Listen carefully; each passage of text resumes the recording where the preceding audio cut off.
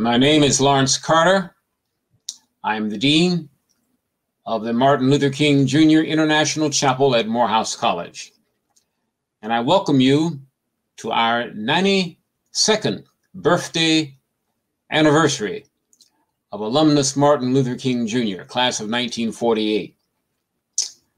Our crown form observance of alumnus King's federal holiday takes place this year against the backdrop of the United States hosting insurrection in the United States Capitol, systemic racism, police brutality, poverty and war, pandemics, global warming, health disparities, income inequality, and financial instability in the American economy. Everyone wants to know, what would Martin Luther King Jr. say to all of this? We have invited today as our guest speaker, Professor Emeritus Lewis V. Baldwin of Vanderbilt University. He'll be more formally introduced to you later. Now, for our opening prayer, we call up Joseph Demetrius Walker, class of 23. Good morning. My name is Joseph Walker, and I am a sophomore biology major from Valdosta, Georgia. And I proudly serve as the Outreach and Evangelism Chair for the Martin Luther King Jr. International Chapel Assistance Program. It is my distinct honor to welcome you all to a very special Crown Forum, where we are honoring the life and legacy of the Reverend Dr. Martin Luther King Jr. And it is a tradition of ours here at the chapel to begin every event with a word of prayer. So let us assume the posture of prayer. O God of our weary years, God of our silent tears, we thank you for the fact that you have inspired men and women in all nations and in all cultures. We call you different names. Some call you Allah, some call you Elohim, some call you Jehovah, some call you the unmoved mover. But we know that these names are all for the one and the same God.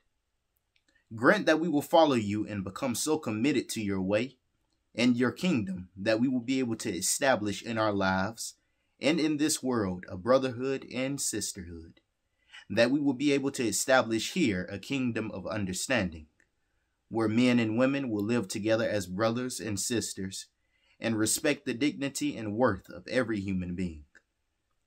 Help us to walk together, pray together, sing together, and live together until the day where Dr. Martin Luther King's dream is satisfied, when all of God's children, black, white, red, brown, and yellow, will rejoice in one common band of humanity in the reign of our Lord and our God. We ask all these things in the many names you possess. Amen. Warm greetings and humble salutations. I am George Anthony Pratt, a second-year history and religion double major from Jacksonville, Florida, and it is my esteemed honor to present Dr. Lewis V. Baldwin. Dr. Lewis V. Baldwin is a native of Camden, Alabama. He received his Bachelor of Arts degree in history from Talladega College in 1971. Dr. Baldwin continued his education at Colgate Rochester Divinity School and Bexley Hall and Crozier Theological Seminaries in Rochester, New York. He was awarded the Master of Arts degree in Black Church Studies in 1973 and the Master of Divinity degree in Theology in 1975. In 1980, Dr. Baldwin received a PhD in American Christianity from Northwestern University in Evanston, Illinois. As an ordained Baptist minister, Dr. Baldwin has preached throughout the United States. As an eminent scholar and renowned professor, he has taught at a number of colleges and universities. Dr. Baldwin is Professor Emeritus at Vanderbilt University in Nashville, Tennessee, where he resides with his wife, Jacqueline. He is the author of some 60 articles and several books. Recently, Dr. Baldwin has edited and introduced 2 new volumes of King documents as part of the distinguished Beacon Press King Legacy series. Also, Dr. Baldwin published an edited volume with Dr. Vicki Crawford, the executive director of the Martin Luther King Jr. Collection here at Morehouse College. Currently, he is working on several major publications, including God of Our Silent Tears, Sermons from the Depths of the Human Spirit, and several collaborative works on the life and thought of the Reverend Dr. Martin Luther King Jr. After a musical selection from the Morehouse College Glee Club, we will hear from the voice of Dr. Lewis V. Baldwin, Professor Emeritus of Religious Studies at Vanderbilt University. I'm building me a home. I'm building me a home. I'm building me a home. I'm building me a home. I'm building me a home. I'm building me a home. I'm building me a home. This earthly house is gonna soon decay. And my soul gotta have somewhere to stay. Oh my Lord, I'm building me a home. I'm building me a home. When you hear me praying, I'm building me a home. Oh my Lord, this earthly house is gonna soon decay. And my soul gotta have somewhere to stay. Through many dangers, toils and snares, I have already come. Grace He saved us far, and I know it will lead me home. When you hear me moaning, I'm building me a home. When you hear me moaning, I'm building me a home. This earthly house is gonna soon decay, and my soul gotta have, Lord, somewhere to stay. When you hear me shouting, building me a home. Yes, my Lord. When you hear me shouting, yes, Lord, shouting, my Lord. This earthly house, yes, is gonna soon decay, and my soul gotta have, and my soul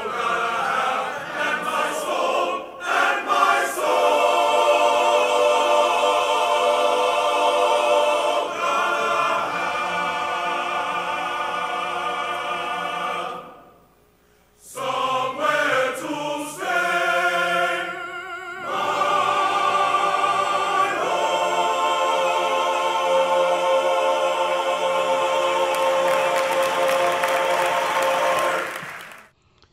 I appreciate very much the invitation to serve as your speaker for this Crown Forum honoring Dr. Martin Luther King Jr.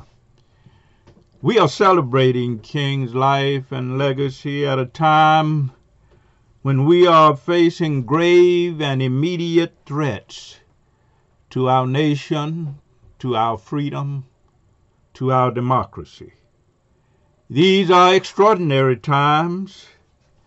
As Dr. King would say, these are times that try our very souls.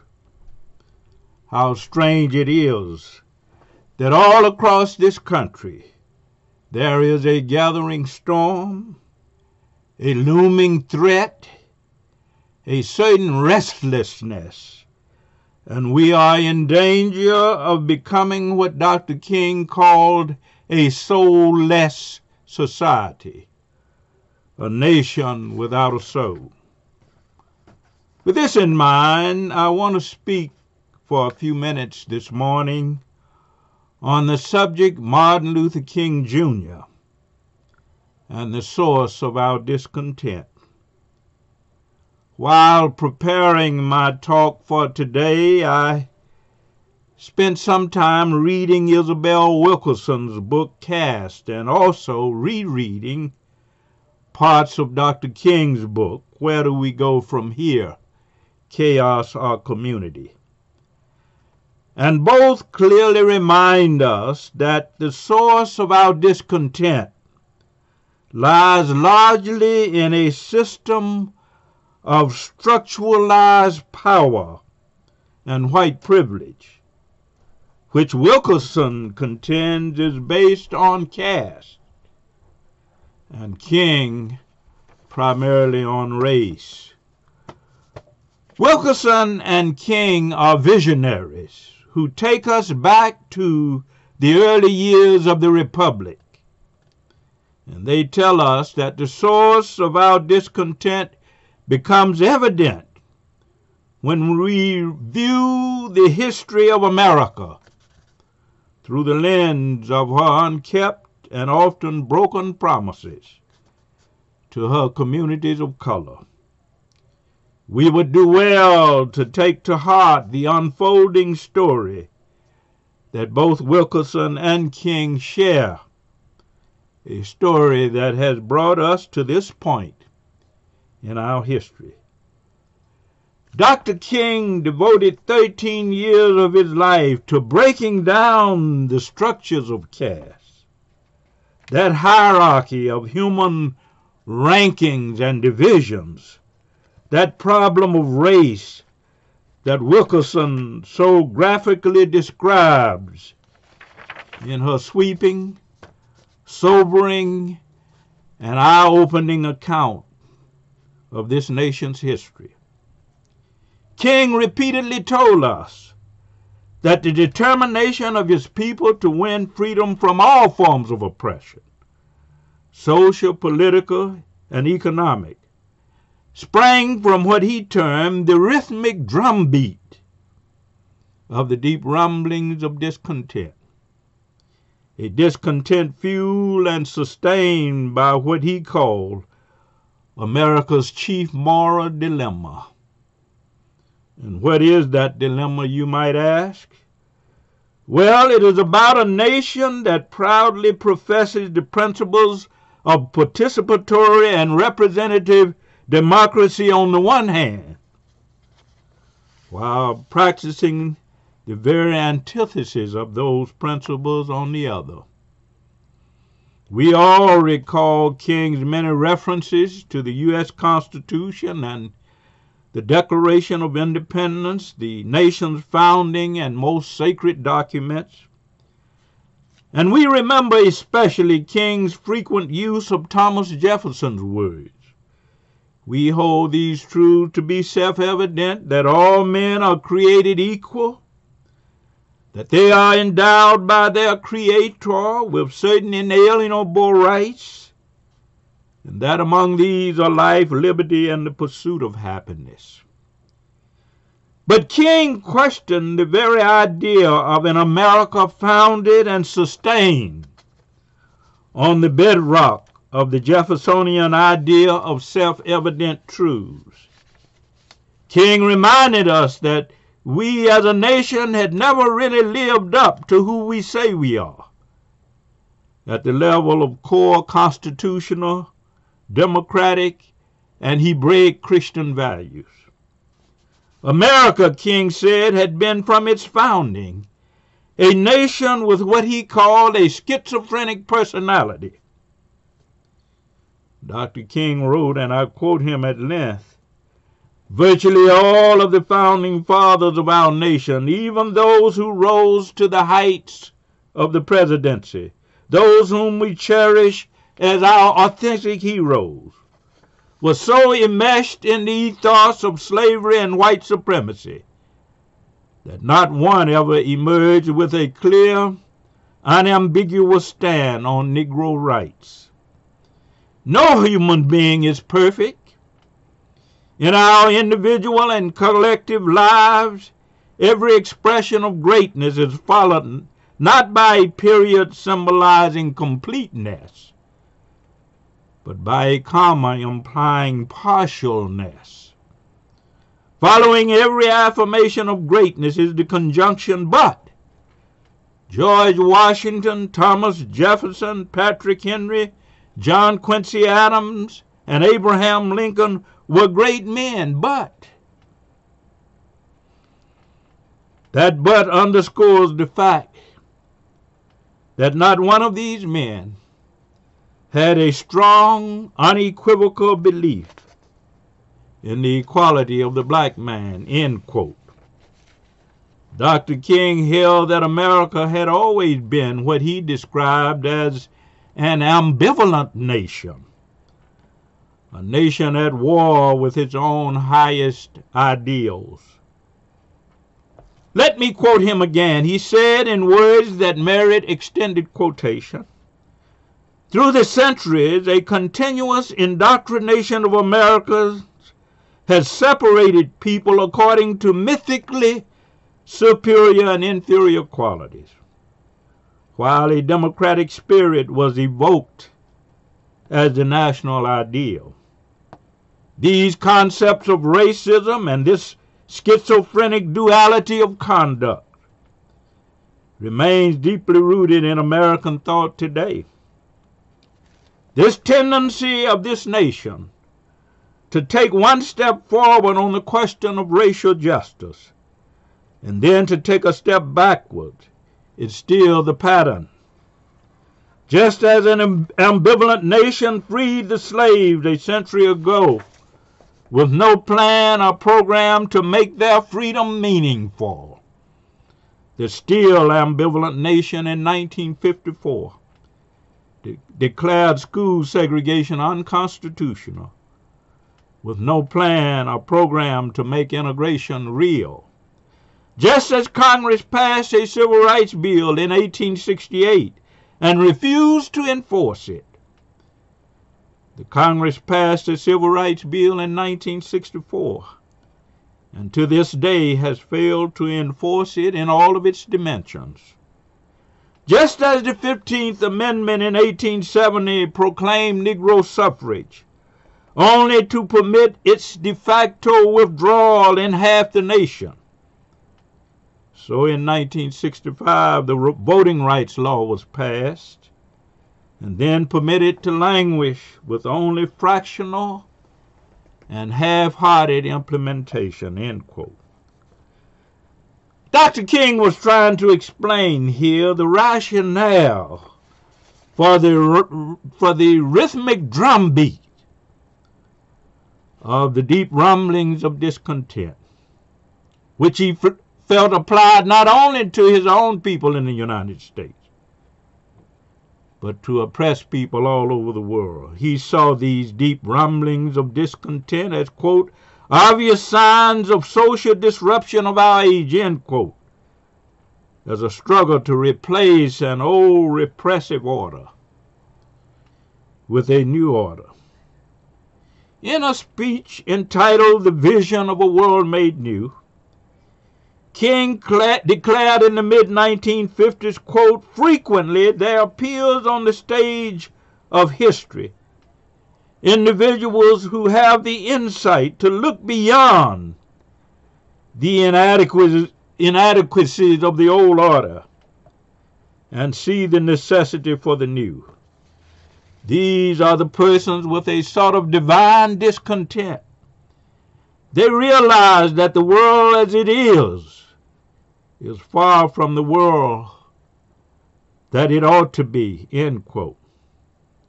King called America an ambivalent nation largely because of her recalcitrance in maintaining an unjust and oppressive social order. He also used this metaphor of ambivalent nation for other reasons. He wanted to highlight the paradox of a nation aspiring to the glories of freedom while compromising with prejudice and servitude. He was indicting a nation that had not been true to what it said on paper. And yes, he was getting at the source of his people's discontent. The ambivalent nation justified for King a movement for freedom, a movement for the redemption and salvation of America's soul. King declared that, and I quote him again, this movement of nonviolent direct action has emerged as the better and more successful way out. It does not require that we abandon our discontent. This discontent is a sound, healthy social response to the injustice and brutality we see all around us. King was talking about a movement to ensure the flowering of democracy and the vitality of American democracy. But he knew also that the workings of such a democracy and the true birth of freedom had to be based on a shared devotion, a collective commitment to truth. The truth about our history, about our heritage, about who we really are, and about what we stand for as a people and as a nation. Dr. King was always in a dialectical conversation between America's past and its present. And when it came to issues like caste and race, he recognized how America's past was reflected also in its present. And we know that so much of what King said and wrote decades ago remained relevant and meaningful for us today, because our righteous discontent is still linked in many ways to this problem, this challenge of an ambivalent nation. It is, as I said earlier, a discontent that is deeper than what we are experiencing today in 2021, a discontent rooted in our sense of a long history of injustice, a history that extends back generations. Even so, I think we can all agree that the last 4 years have done so much in terms of exposing or laying bare this country's ambivalent soul, thereby refueling our discontent. We are not content because more than a half century after Dr. King's death, we still live in a land in which black lives can be snuffed out by police with no consequences. There is the lingering allure of white supremacy, white nationalism. We are also witnessing daily the failure to deal in logical and precise ways with the heartbreaking issues of race, the escalation of vigorous and aggressive voter suppression practices, which defy the most basic tenet of democracy, the online radicalization of hate groups and other extremists who carry American flags while assaulting and ransacking the nation's capital and subverting the Constitution.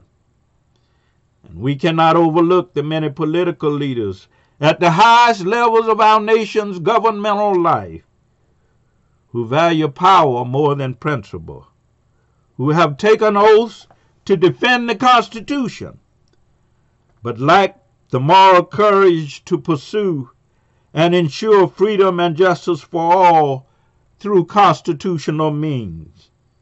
And let us not forget the lack of swift and effective action on the part of our government in the face of a deadly pandemic that is disproportionately wiping out communities of color, killing more than 3,000 individuals daily. I could go on and on. But the point is that all of these problems reflect how fragile and vulnerable democracy can be. And they also reveal the deep chasm between promise and fulfillment, between what we profess to be as a nation and how we behave. We heard so many say after the nation's capital was invaded and violated a week or so ago that this is not America. This is not us. This is not who we are. But I'm here to say that this is indeed who we are. Dr. King was right.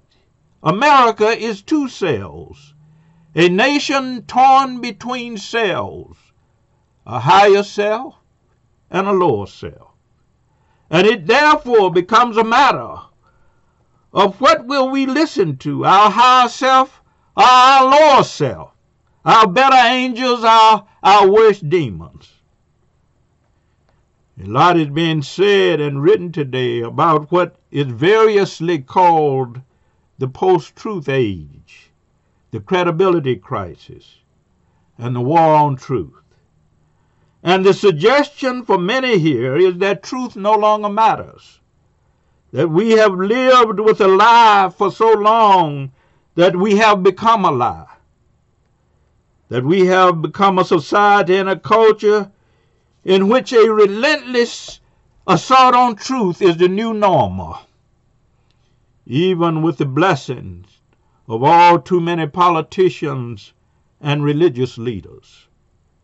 If this is in fact true, and there are indications that such is the case, then we would do well to recall Dr. King's words to a nation that had failed for so long to live by and act on truth, especially when it came to the treatment of certain segments of its population.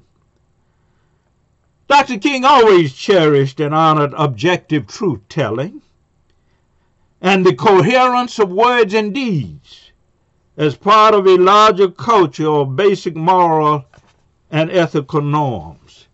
And he warned America that she was in danger of suffering the same fate endured by many great nations that preceded her, nations whose bleached bones remain as a sad commentary on their refusal to hear the words of truth about violence and man's inhumanity to man.